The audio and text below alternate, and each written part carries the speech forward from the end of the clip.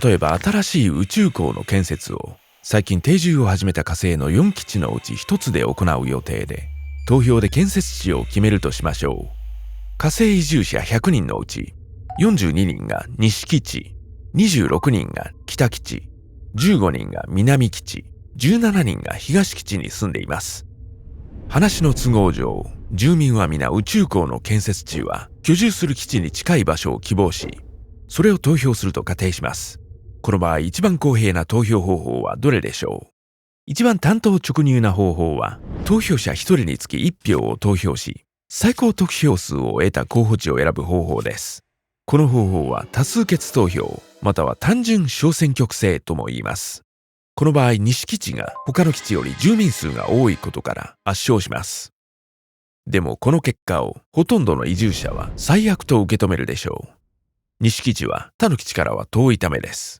では多数決投票は一番公平な方法なのでしょうか？代わりに優先順位付け投票制 IRV などの方法を試してみますか？これは人々の好みを第一選択のみに限定せず幅広く考慮する方法です。その仕組みを説明します。まず投票者が候補地を1から4まで順位付けし、1位の得票数を比較します。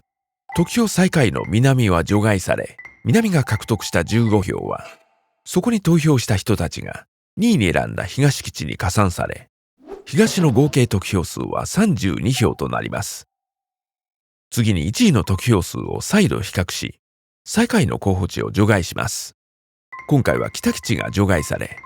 北基地の住民が2位に選んだのは南基地ですが、すでに除外されているため、票は3位の候補地に加算されます。これにより東基地が58票を獲得し、西基地の42票を上回り当選します。ですがこれも公平とは言えません。東基地は開票当初、順位が下から2番目だっただけでなく、過半数の投票者は下位に順位付けしていたからです。順位付けによる投票の代わりに複数ラウンドにわたり投票を行い、上位当選の2候補間で改めて決選投票を行う方法もあります。順当に行えば、西と北の両基地が第1ラウンドで決選に進出し、次ラウンドで北が当選するでしょう。けれども、東基地の住人は自分たちが当選できる得票数は見込めないものの、自分たちに有利な結果をもたらす方法に気づきます。第1ラウンドでは、東の代わりに南基地に投票し、北基地の第2ラウンド進出の阻止に成功します。東基地住人によるこの戦術的投票により、有権者数が最小であるにもかかわらず、南基地が楽勝します。投票者が好みを偽ることを奨励する制度は公平と言えるでしょうか？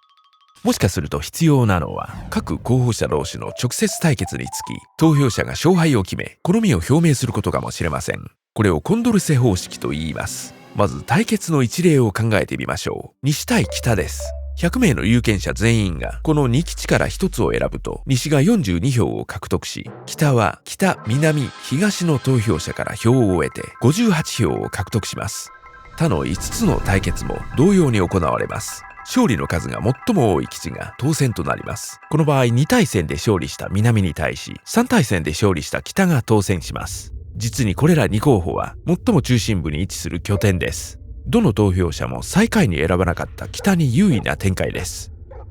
では一般的にはコンドルセ方式は理想的なのでしょうか？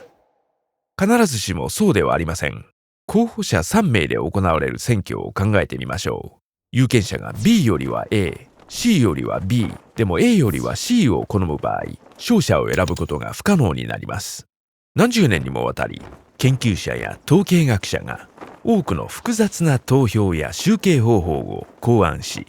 いくつか実行に移しもしましたが、どの方式を採択しても不公平な結果を生む可能性はあります。